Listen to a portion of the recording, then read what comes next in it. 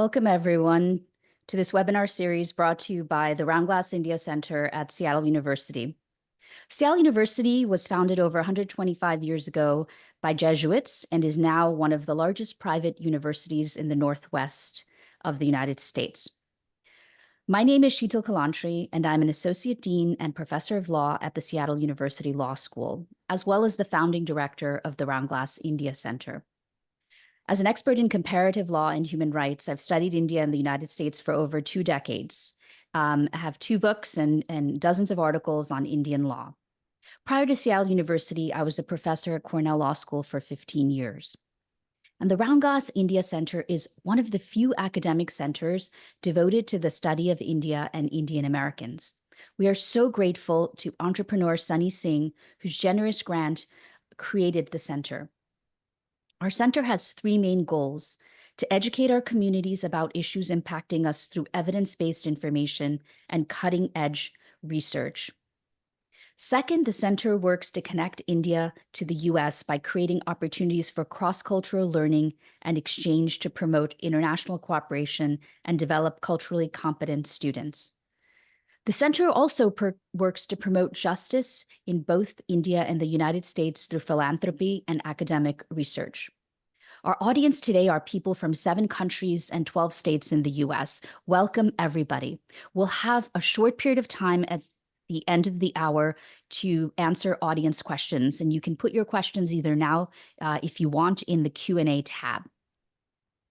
Before I introduce our guests, just to comment on how the Indian community has become a focal point for national debate in the US, with tech billionaires strongly in favor of skilled immigration from India, whereas the Bannon and others in the President Trump's camp who oppose any sort of diversity in America. And we couldn't have timed this discussion any better with President Trump meeting with Prime Minister Modi in the White House today to discuss immigration, among other things. And there's no 2 people better probably in this country to talk about immigration than our 2 guests. Muzaffar Chisti is a lawyer and director of the Migration Policy Institute. The Migration Policy Institute is a leading nonpartisan, evidence-informed institution in the field of immigration policy. Mr. Chisti has testified extensively on immigration policy issues before Congress and is frequently quoted in the media.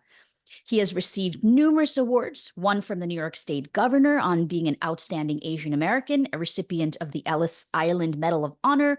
As well, most recently, he was named an outstanding citizen of choice by the Biden administration. Jeff Landy is a Washington, D.C. veteran. He has advised governments, corporations, and nonprofits in the U.S. and overseas for more than 3 decades. At the Landy Group, he offers his corporate and nonprofit clients advice on how the potential impact of public policies can impact their organizations. Notably, he helped the U.S. State Department and the Commerce Department establish the U.S.-India Information and Communications Technology Dialogue and the U.S. India High Tech Cooperation Group, co-led by the technology sector. Welcome, Jeff and Mus. Thank you. Good to be here.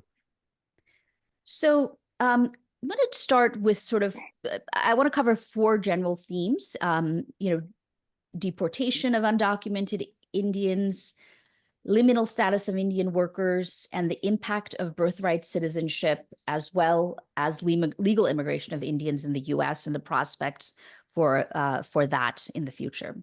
So just to start, right, as you know, President Trump has undertaken a massive program of deportation of people. An estimated 200,000 undocumented Indian immigrants reside in the U.S. And thousands in U.S. jails currently awaiting deportation or awaiting an immigration trial. Recently, 100 Indians were deported on a military flight where they had been shackled around their arms and legs. So let me start with Muz. Is it normal and in compliance with domestic and international law for deportees to be transported in military aircraft and shackled, particularly if they're not criminal? Well, Sital, thanks for having us at this important program at this very important juncture. So, nothing like this recent flight from India to Amritsar crystallizes how an issue gets focused so quickly. That, how would we start this conversation just by talking about one flight? That's kind of the outsized role one event sometimes places on policies we should all keep in the back of our mind. I think one of the things about unauthorized Indian immigrant migration is that it has gotten very little attention. The general notion is that Indian immigrants are highly educated, highly performing, and high salaried. That it's generally not understood. The underbelly of the Indian migration is that there has been an increase in unauthorized immigrant arrivals, especially at the border, and much more since the COVID days, and hugely in 23 and 24 fiscal years. And the Biden administration had policies which a lot of people thought had become a pull factor. And Trump administration completely reversed that in having a militaristic attitude towards unauthorized immigrants. And the flight last week was just one of the, sort of the poster children of the muscular deportation machinery. It happens all the time. I mean, just because this got publication doesn't mean that this is abnormal. Indian flights were sent from Panama twice last year. US paid for them. They didn't get any attention. So flights are common. The shackling is also common. It's unfortunate that these have become guidelines of ICE to make sure that people don't attack law enforcement personnel. We know that one bad case makes one bad law and one bad guideline. Indian parlance for this is SOPs, standing operating procedures. That's how standing operating procedures go into effect. They haven't been legally challenged in any meaningful way. Legal scholars think that they do violate due process rights. Legal scholars believe that we should have differentiated treatment of individuals, not have a blanket policy of shackling. But all we should say today, just because it is under the guidelines, just because there has been no challenge in the past, doesn't mean that it should be condoned. These are gross human rights violations. People should not be treated with indignity like this. And sovereign governments who protect their citizens should stand against them. I think it's people like you at law clinics who should start thinking about whether these things really do rise to the level of violations of international law and how international norms across countries should be revisited if they haven't been revisited, if they haven't been dealt with in the past. Well, this certainly is a violation of the dignity of the people who are being transported. And I certainly we all know that in India, the images and the specter of these flights have made quite a stir. So much so prompting the Indian government to reach out to the US consulate to discuss accountability. So, Jeff, I know that you're so plugged in to Prime Minister Modi's visit right now in DC. What do you think? You think that there'll be a discussion about this in the White House today, or other issues relating to immigration? Certainly, and thank you. Just as Moose said, I do appreciate this session and certainly is timely, and the center does fabulous work. With regard to President Trump and Prime Minister Modi, there are a variety of issues that they will be talking through today. Immigration certainly being a prime one. They'll also talk about trade. We'll probably talk about reciprocal tariffs. They'll talk about China. There's a whole host of actions they have to talk about in their meeting, and then they have a private dinner tonight. As Moose said, there are perceptions about the type of immigrants that come from India.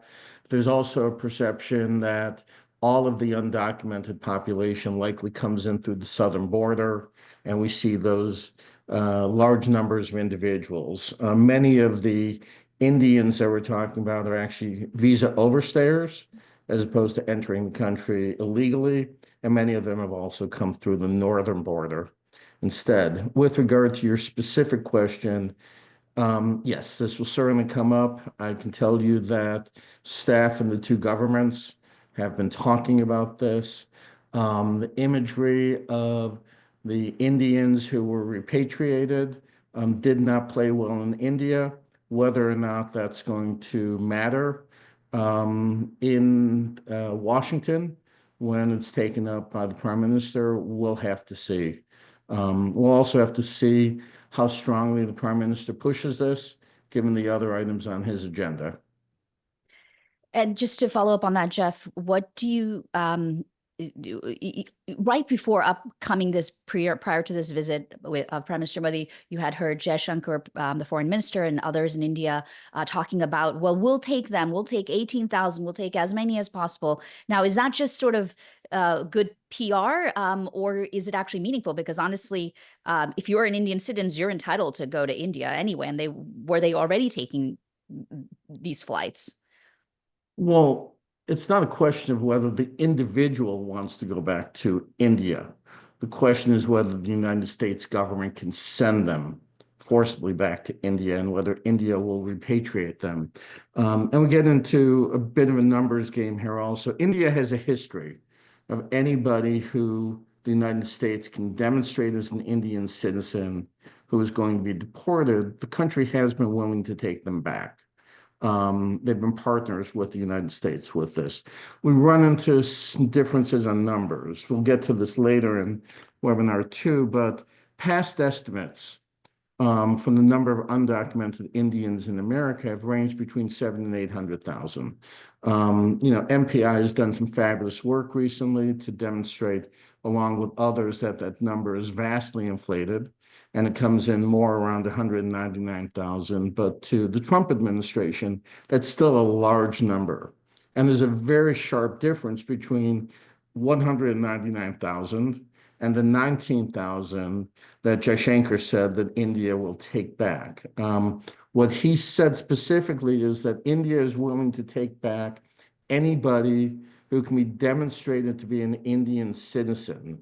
Moose and I have talked about this. It's not uncommon for somebody to come over here and just toss any documentation that they have. So there's no way to necessarily definitively prove that someone is an Indian citizen. So then you've got these large numbers that are somewhat in limbo. The United States says that they're Indians and India has to take them back. India says we have no way of knowing whether they're Indian citizens or whether they're Pakistanis or something like that, so we're not going to take them back. And that's going to be a tension between the leaders and between the two governments as they work through this, especially for President Trump, because he really does want a show of deporting individuals in large numbers. It's probably a discussion for a separate webinar, but it's interesting to ask why it is that we're seeing this, increase in the last 3 to 5 years of undocumented people coming in the borders, the southern border largely, as well as overstaying their visas. And that's a question of sort of, they're coming, I think, largely from Punjab and Haryana and some from Gujarat, and what that says about sort of equal growth and development in this burgeoning Indian economy. But like I said, maybe we should have a altogether different webinar on that. So to the final question on sort of this topic of undocumented immigration is, what advice would you give, Moose, to somebody who might be an undocumented immigrant from India here today, someone on the call, a friend of somebody, or what should we do? What should we do? What should others do? What should they be thinking about right now? I'll be glad to answer, but could I just the last point that you made, because you are at an important policy center. As someone who follows U.S. immigration quite intensely, I have been extremely appalled as how little studies there are done on the motives of Indian migrants coming to the United States. It's extraordinary. The lack of depth and understanding among Indian scholars on this is paltry. And so therefore, it's very hard for people to opine on this in the absence of any really deep understanding. So we can't have to rely on reporters, which, is obviously just, observational. So having said that, this is just a plea for your fellow scholars to do some real work on this subject so we could speak with certain amount of intelligence on this. On the unauthorized, this is a much simpler question, is that people in the United States who are unauthorized obviously should be concerned. This is a different regime. The message is that the old sheriff is back in town, and the old sheriff has different priorities, and to sound muscular this time is more important than the last time. So people really should be concerned. I would say anyone who's unauthorized, or anyone who is a family member or a friend who's unauthorized, should be in touch with a lawyer. Nothing will prove. It's sort of a kind of an advancement of message for the members of my tribe and yours. It is that lawyers make a critical difference between whether you get removed quickly or not. And therefore, everyone should be in touch with the lawyer. The Constitution cannot be abandoned by the president. Fourth Amendment rights still apply. Right of habeas corpus still applies. That people should not be allowed to enter their homes or their workplaces unless the ICE agents have a warrant. People have the right to ask them for their warrant, and if they don't have a warrant which is signed by a judge or by a federal magistrate, they should not be allowed in. So that absolutely is still valid. If people are then picked up, they have a right to ask through a federal district court for a writ of habeas corpus to get released. Even if some people have finally been put in jail, they have a right to get a hearing before an immigration judge. No one can be picked up and sent on a flight to India. All these due process rights do still prevail. If people even have final orders of removal, which seems was the case in a number of the people who were deported, even someone who is at a final order of removal has the right to seek a reopening of that order on the basis of change facts or change circumstances. But for all these things to actually materialize, you need a lawyer who is expert in these areas. So that's why really having a lawyer on a case early on makes all the difference. Thank you for that. And thank you also for your earlier comment about the need to do research on India. And I think that's one of the reasons we have the center, is to focus the conversation on India, which really I've been championing law in India in law schools for 20 years. And it's appalling to me that very few professors study this. It's not valued in a legal academy. So I hope that we are able to push this further. And I think the problem, I've actually represented an Indian woman who was in American jail. She had crossed the border illegally. It's because, she left, we got her asylum because she said she faced caste-based discrimination because she married a man from a different caste. But it's very hard to communicate with people who are in detention. You have to sort of be the lawyer. These centers make it very difficult. I've been doing this for years. And secondly, people who are undocumented obviously don't want to come out and have lots of conversations. But I would love to have a study and focus on and interviewing these people and figuring out what it is that's bringing them here. I think that's a great suggestion. So the next topic I want to talk about, moving from the kind of undocumented, is here's another topic that doesn't really get talked about as much, right? We think as the stereotype is that Indian Americans come here, and they do come here on work visas, right? 70% or so are H-1Bs go to Indians, but the view is that everything is hunky-dory. They contribute to America. They make a lot of money. But there is a reality that some of these high-tech workers who've been here for decades aren't able to get citizenship. In theory, you should be able to get a green card after 5 years, right? But they have to wait. Some people have to wait a century. Some of them 400,000 will die before they get a green card. Some children might have to be deported at their 21 because they're no longer 18, because they're no longer on the visas they're no longer able to be on the visa of the parents. So, Mus, can you explain a little bit about this? How did we get here? What is this all about? I know that it's talk a little bit more about. I mean, this why do we get issue. why Indians have to wait so long for a green card? Yeah. Well, it's about the law. You can't. Our immigration selection system is based on a 1952 architecture, and we have tinkered with it only 2 or 3 times since. The last time there was ever any reform of that 1952 structure was in 1990. Both Jeff and I lobbied those days on that law, so we know a lot about this. And under that law, there are only 4 ways of getting to be permanent residents of the United States. Either have to be based on family unification, employment-based unification, the diversity visas are a small section of people, and if you're entered as a refugee, that's the 4 pathways for getting the green card.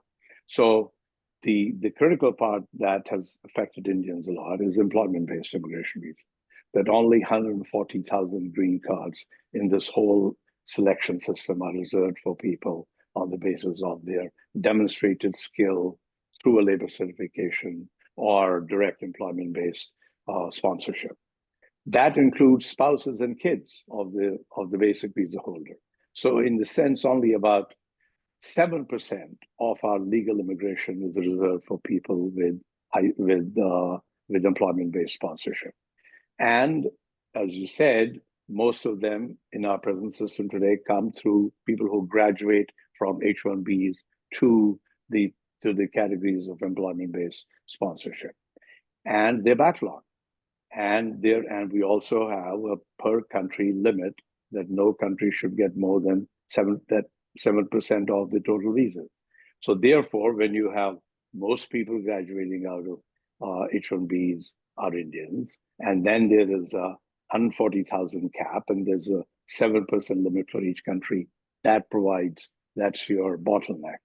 And given the number of people who are waiting, estimates are that it may take average of 200 years for people to get the green card under the present system. And part of the problem, and I know, Jeff, you've worked a lot on reforming these laws, right? Part of the problem is that there's per country allocation of these green cards. So when you have the great majority of skilled workers coming from India, the countries where there might be 0 coming, like Sudan or another country, or other countries, Egypt even might be, there are these green cards that are going unused, but then the Indians are in this sort of narrow pipe.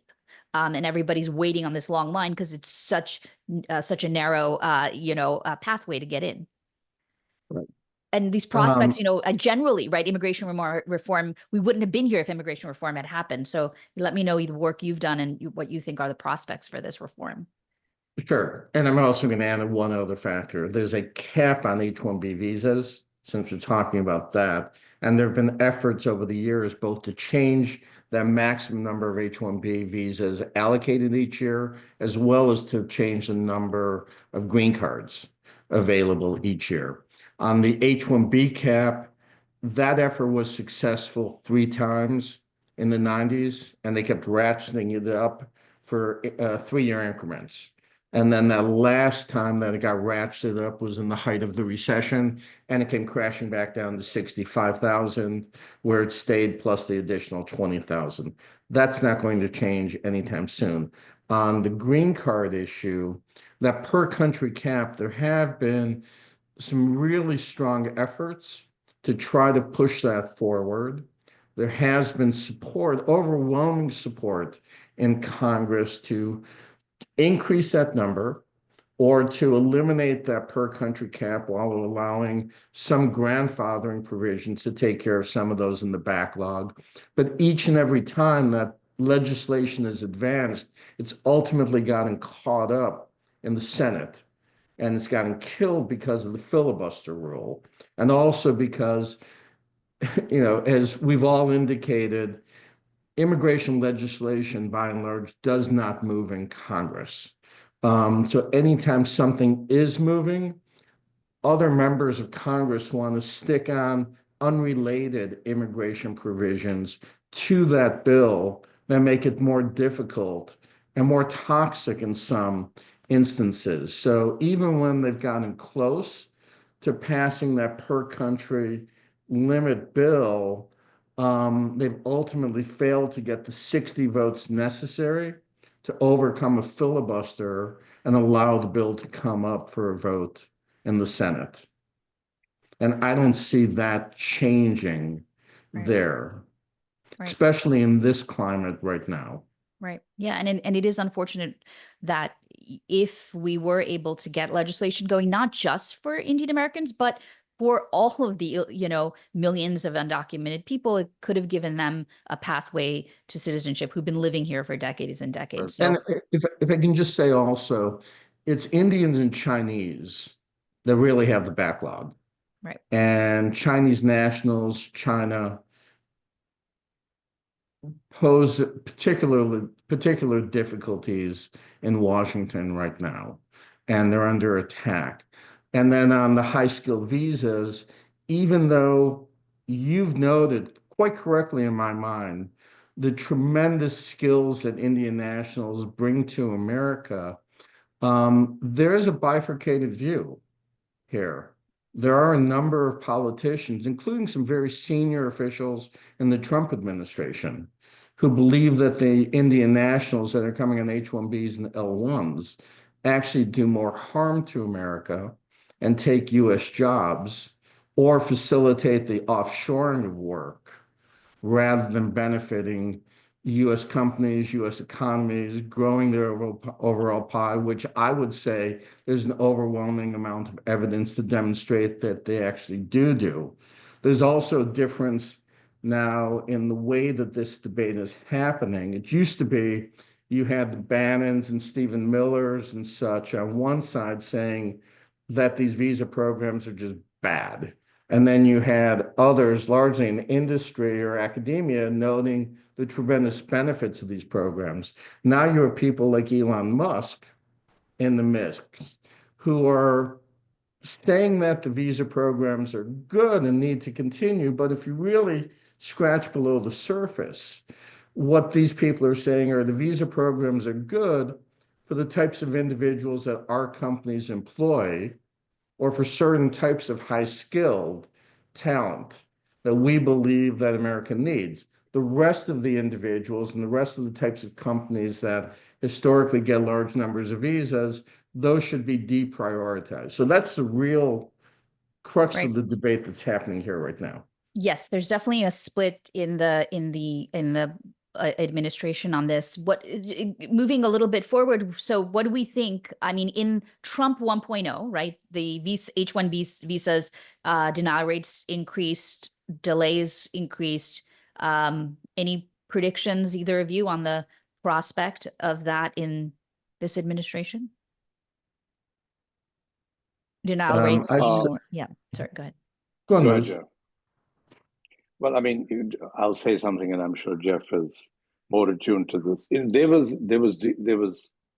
was sharp, what you call rejections of H-1Bs in the initial part of the Trump administration. I think was like 13% in fiscal 17, then went to 18%, and then it declined. At the end of the Trump administration, it had come down pretty close to like 4 to 5%. So in our opinion, what had happening is that lawyers who are good at this stuff and got better at it, that they knew how to respond to the what we call request for evidence, which is sort of the interim pre-rejection notices people got. So at the end of the Trump administration, I think people had adapted to this, is the best way to describing it.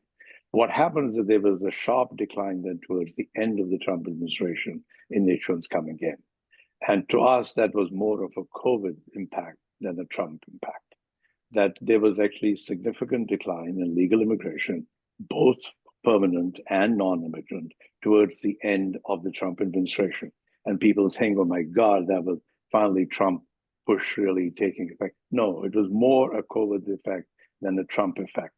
So we don't know what's going to happen in this administration. I think I'll make the point that I think Jeff made accurately. There's one big difference between Trump 1 and Trump 2, just in my observation. In Trump 1, his base was just pure. It was MAGA base, which didn't like any immigration. And they actually wanted a moratorium on immigration, actually displaced technology workers were displayed at Trump rallies. That did not happen this time. This time he has actually been saying good things about legal immigrants. The first press conference he had on the day of inauguration from the White House itself, he was asked what do you think of legal immigration, and he was all praised for legal immigration, because this time he has a divided base. So we expect that there will be some schism in the Trump administration. Whether they will hugely change the rules of the game, we don't know. If I had to make any speculation, they might go in direction that, yes, we have limited number of slots for H-1Bs, but they should be reserved for people with higher salaries. That would obviously affect the ability of some higher-end corporations to sponsor people than garden variety H-1s. Great. Yeah, and I'd say that a significant difference between Trump 1 and Trump 2. Trump 1, they just came in and did not follow the procedures by which policies and regulations get promulgated. And they just put out a lot of things that would have done very significant harm to these programs. Industry fought back, and industry won most of those battles. But industry won because the administration violated the Administrative Procedures Act. The industry didn't necessarily win on substantive grounds. This time around, the Trump administration, I think, is going to be much smarter about how they try to pursue it. So most people who follow this are certainly expecting increased timelines. There's going to be delays in visa processing. There's going to be an significant increase in RFEs because the visa petitions are being scrutinized more. There's going to be an increase in denial rates, as we saw in the first administration. They're also expecting, since the agency, USCIS, is a fee-for-service agency, and they want to increase some of this, that we'll see higher fees. They'll try to change prevailing wage formulas because you have to pay an H-1B the higher of actual market wage or prevailing wage. They tried to change prevailing wage formulas the first go around to increase the salary that would have to be paid. We're going to see all of that. We're also going to see much more intense scrutiny paid to petitions filed that involve third-party placements. So those coming from the consulting and services firms. We'll also certainly see an uptick in FD&S audits and other sorts of oversight there. I know the companies are all thinking about that type of thing, and their counsels are as well, based upon prior experience. Great. So just to move the conversation into another topic, birthright citizenship. So this is going to impact lots of people, not just Indians, as all of this will. As we know, Trump issued an executive order requiring that children born on U.S. soil have at least one parent with U.S. citizenship or a green card in order to become a U.S. citizen. Interestingly, many people may not know this, but India also has similar policies. In 2003, if you're one undocumented parent, you can't be an Indian citizen. So, this has been kind of the progression in India, along with a lot of citizenship questions that have come along. So, Moz, what do you think about how this will affect Indians? What do you predict happen in court? Any of your thoughts on this? Well, this is one of the most controversial birthday pronouncements of this administration, and it was one of his promises, and promises made, promises kept was his slogan. So that we all know that this is one of the core constitutional provisions, is that since the end of the Dred Scott decision of the Supreme Court, which had barred citizenship to children of people who were African slaves, essentially, that the 14th Amendment, as a result of the Dred Scott decision, says clearly that every person born in the United States, except for who are not subject to the jurisdiction thereof, are considered citizens of birth. That has been the understanding of our country for 150 years. And so this has been challenged by various people, this understanding due to various people over time. And some legal scholars, constitutional scholars, think that this is not an automatic right. They're subject to the jurisdiction thereof. Means that you must be born to a person who's lawfully here, either a citizen or lawful permanent resident. But the majority of the scholarship says that the Constitution is quite clear that everyone who's born on our soil is here. The only time where we have created exceptions, not subject to jurisdiction, are children of diplomats because they are not subject to the jurisdiction thereof. But President Trump and his allies have contested this understanding for a long time. So they choose to throw this to the spaghetti of the balls on the very first day and quickly got enjoined by 3 different district courts. And they basically said that no court has ever held an opinion which is different from the traditional understanding, and we're not going to be the first to do that. The issue to me in this is that though there is a lot of history here, the Supreme Court, if it ever goes to the court, has never quite squarely ruled that children of unauthorized are eligible for US citizenship. So in many ways, it's a fresh case for the Supreme Court. The debate will be whether people who are born to unauthorized people were not considered subject to the jurisdiction thereof. It's a very hard test, I think, for people to make. But I think why the Biden Trump administration muddied the waters for them, I think here they shot themselves in the foot, is that they didn't limit it only to unauthorized children of unauthorized. They extended it to people who are born to H-1B. That, I think, does complicate the argument for them, because the only Supreme Court case on this is not about the child of unauthorized, but is about the child of someone who was lawfully here. So to the extent that there is direct Supreme Court holding, it is more about the children born to lawful parents are definitely. So right. I think they complicated life for themselves. So I would think that it may go to the Supreme Court. None of us can predict how the Supreme Court, but I think the burden for the administration is very high. So that's super interesting that you kind of separated out the 2 categories, right? Even people who are here legally but temporarily versus people who are here unauthorized and have children. So it's possible that, any kind of decision from a court says, well, unauthorized, you're fine to deny them citizenship if your parent is unauthorized, but temporary but legal should be granted. So that's another possible version of what a court might decide.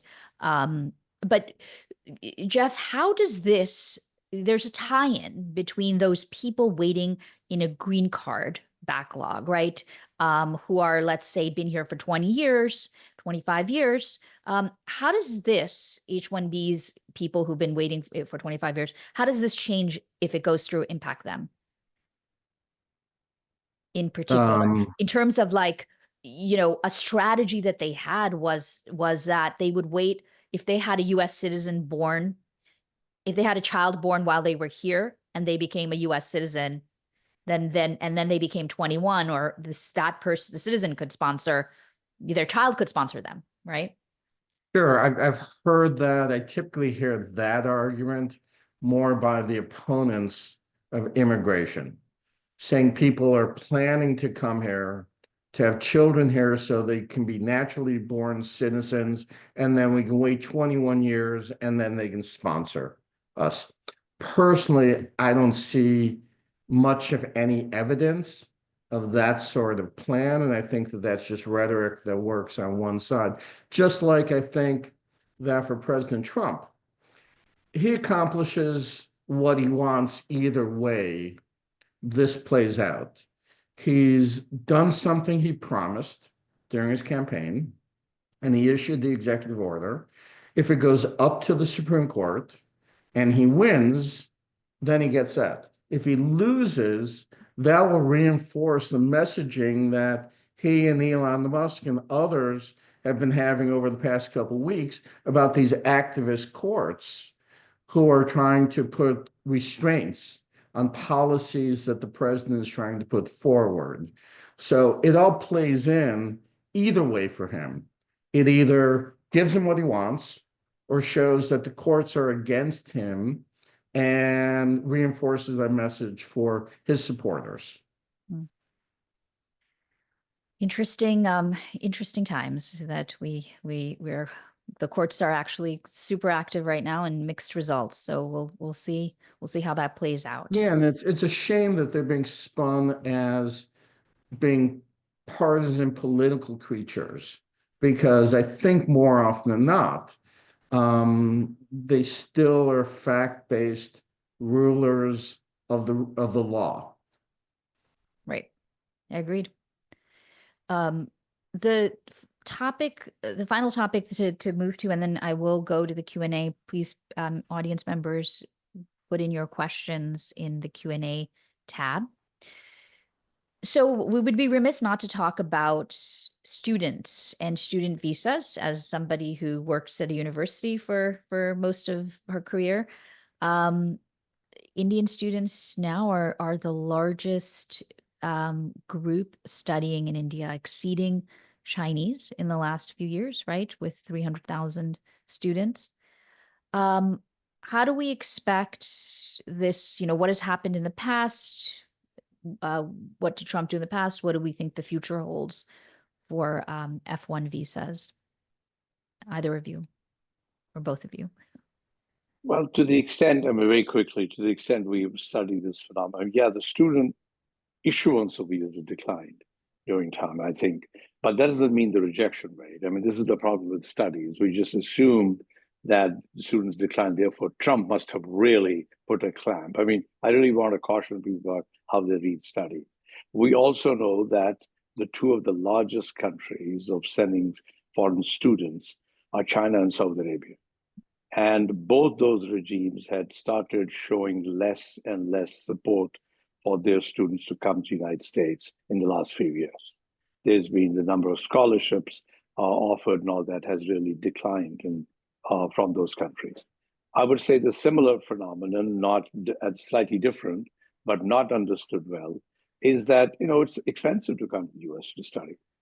And many Indian students have other places to go to which are less expensive than the United States. So the number of students going to Australia, number of students going to UK, number of students going to Canada, number of students going to a number of European countries where the tuition is not as high, may have actually put a dent in the number of students coming to the United States. So we don't, obviously, there's nothing so far in the policy issuance of this administration to indicate that they want to clamp down on students. We know, Jeff will say this better than I will, there's much more sort of sensitivity towards Chinese students coming, especially in certain fields, STEM fields, because there's some speculation that they are coming and there's national security threat. So you may see much more of a scrutiny in some of those fields, but this may change on the dime. There may be increased vetting of nationals of various countries, but not on the basis of anything that we have seen so far.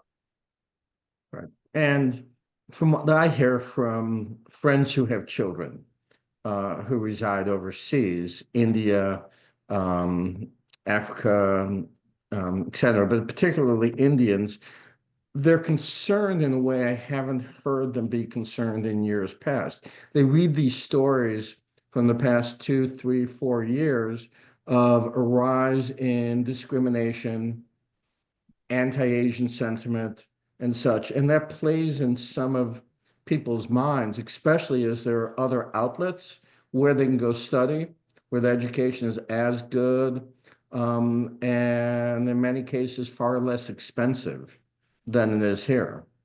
There are also tremendous opportunities around the world to work afterwards. It used to be the goal was to come here, get the education, and stay here to work, in part because there weren't the same sorts of creative opportunities, particularly in the tech sector elsewhere.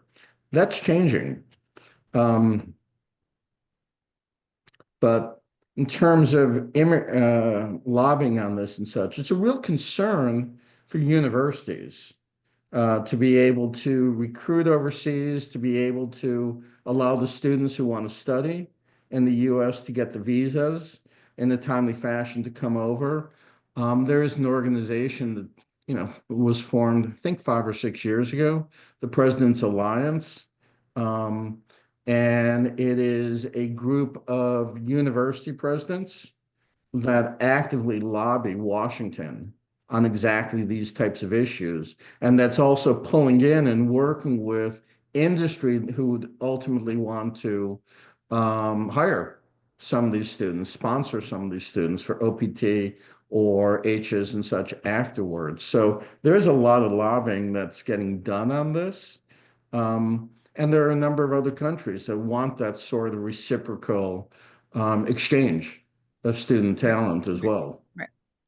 Yeah. And no, go But ahead, Shil, can I Moose. just make one point, Of very course. small, just to connect it with the earlier conversation? The fact that it's taking so long for people to graduate from H-1Bs to permanent residence has to come in the calculation of people. But do I really want to be a foreign student and then be stuck in this long pipeline in the H-1s to graduate to PR? I'm sure is factoring in the decisions of people. We are for the first time seeing H-1Bs or foreign students not getting H-1Bs because they can't make the lottery, going back to places of origin. That's a big new development, which I think is factoring into all this. Yeah, there are also, just along with that, there are stories of layoffs that have been happening in the tech sector, and the types of permanent visas these individuals get are employment-based sponsors. So if they're hearing stories of people who are losing that sponsorship and are unable to stay here, I think that sends a discouraging message to those who might want to come here, either to study and stay or to come here to work in some facts. Right. Well, I definitely think that I would love to see students from India come here as, someone who's worked with them for decades. I'm associate dean. I've taken American students to India, but I think there are good points that you've raised here, which this isn't just about whether there are going to be fewer or whether the denial rates will increase or whether the wait times will increase or whether the interviews for F1s will increase. I mean, I've seen some of the students even get rejected at the interview stage, right? Not many, but some. But I think that the rhetoric of our government impacts what people do. We know that, for example, as soon as Trump came to office, just undocumented migration decreased at the southern border, knowing that there's going to be more enforcement. So the rhetoric could actually be more negative than the reality is, I guess, the one thing I would tell students who are thinking about coming is that you shouldn't feel that you might actually get visas and it'll be okay, but the political climate is such that in order to stay in power, we have to hear this rhetoric from our administration. Jeff, you mentioned OPT, right? So can you talk about what exactly either you or Moose talk about OPT and how that might be impacted? Well, OPT was established in statute. So that part of the program, I think, is fairly secure and fairly safe. STEM OPT was a administrative construct. So if President Trump wants to make changes there, that's going to be within his authority to scale that back or make changes as he deems. So just to clarify, right, for people, one of the exciting things about studying here is that if you get an F1, you can work here for 1 year without a visa, as long as you have somebody who is willing to take you on. But for STEM, as you said, that's a 3-year. They've extended that to 3 years, and that's the one that's probably in question now, or that could be taken away potentially. Is that what you mean, Jeff? Right, but there's OPT, which is a broad category of skill sets, majors, etc. You can extend after graduation if you've been sponsored and be here. Under that, President Obama expanded that, as you just said, to 3 years and added in a number of other disciplines. It's those other disciplines and that 3-year period that are potentially a risk. right now. Okay, great. We will take some questions from the audience. We have one that I would like to read to you. Do you have any numbers on Indians who have come through the northern border in recent years, and the southern border, and why that might be happening? I know that we said there's a lack of research on this, Muz, but could you potentially hazard a guess as No, to there's not. Yeah, I mean, there's no lack of research on how many people are arriving. There's only lack of research of why on people why? are, or Yeah. why they're coming. Yeah. So it's quite clear between, as I said very early on, though people don't want to acknowledge it, unauthorized immigration from India is an old phenomenon. But it became, let me tell you numbers, from 2007 to 2017, there were average of about 1,400 people a year apprehended on the southern border. Okay. And that after 2018 started jumping up, went to 9,000. Then in 2022, it went up to 18,000. And 23, it went to 42,000 before it went back to about 26,000 in 2024. If you look in 25, which is what we have so far, about 4,000 people have shown up. If you look at the northern border, similar trend, that between 2007 and 2021, there was actually a very low number, about 1,000 people. And so at the northern border, people come actually to the ports of entry and try to get asylum in the United States after they come. But Indian encounters on the northern border shot up to 28,000 in 23, 30,000 in 24, and went down to 9,000 last year. So India is one of the few countries where actually occasionally the northern border arrivals are higher than southern border arrivals. But they're generally somewhat close to each other. So the reason for that is that Indians find it easy to get a visa to come to Canada, because India is a Commonwealth country. Commonwealth countries have a leg up in terms of getting to Canada. To get to the southern border, you need to do a tortuous route through the Darien Gap and or flying into Central American countries and then come to Mexico. That's why sometimes Indians more than others choose to come to the northern border. But the pattern is quite clear. It has been going up since 2018 and was a huge jump from during the Biden era, especially from 22 to 24. Why people are coming, Sital, your guess is better than mine. No studies done. All the reporters suggest it's mostly economic reasons. People, I think one of the things we don't appreciate about India, it is a much more highly educated population. A lot of people get a college degree in India now, but a college degree does not necessarily win you a job in the competitive job market. So actually, if I had to speculate, it's actually more college graduates who couldn't find a job, who are trying to get to the US to look for a life, as against people who may be struggling with persecution and other political reasons. And one thing I would point out, I believe that one of the only studies on this issue is by the Niskanen Center. Are you aware of that, Muz? The Niskanen Center. Niskanen Center has did it early last year, but it's more data of what's happening rather than why. But there's data of where they're coming from, the gender. So it's the most in-depth study that I've seen so far. Yeah, it's all Indian. It's all U.S. data. There's no Indian data on this. It's all U.S. data. Yeah. So one other question that someone raised is about document-related expectations. I guess the question is, are somehow the documents that Indian migrants are supposed to provide, are they different than what others do? And what agency sets these requirements?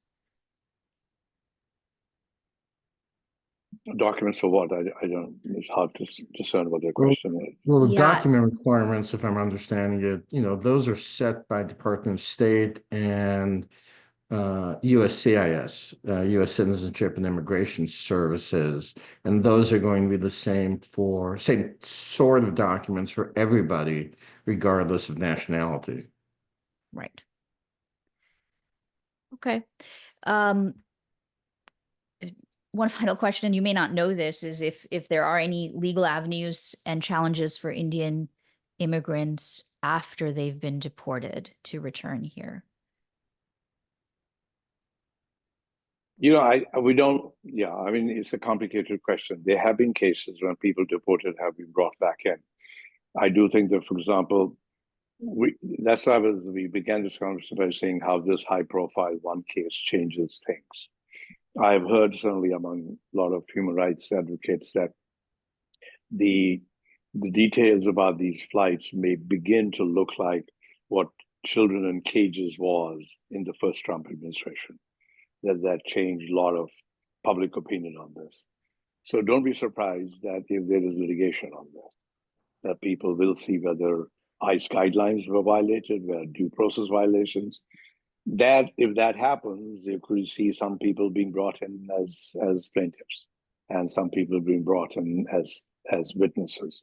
But short of that, I think people to contest their removal after they're removed is very hard. That's why, again, I feel that everyone who has any possibility of anyone known who's undocumented, please get hold of a lawyer, because you could challenge all these steps in the process from being arrested to being removed, and sometimes with success, but only if you have a competent lawyer.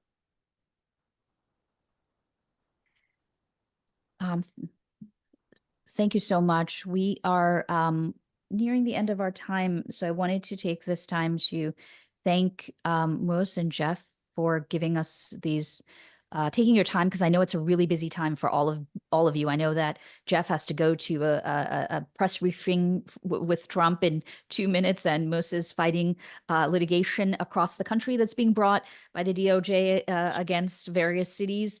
So truly appreciate it. And we've had a wonderful set of co-sponsors for this webinar that I would like to thank specifically. And my team, Shannon and Stephanie, grateful for everything you've done. And please stay tuned next time. Next month, we're going to talk about how health and Indian Americans, right? How has the USAID funding impacted health in India, and specifically the health of Indians? So thank you again so much to everyone for joining. Thank you, Jeff. Thank you, Mus. Thanks so much for having me. Thank you. Bye, folks. And bye, Jeff. See you soon. Bye-bye. Bye now.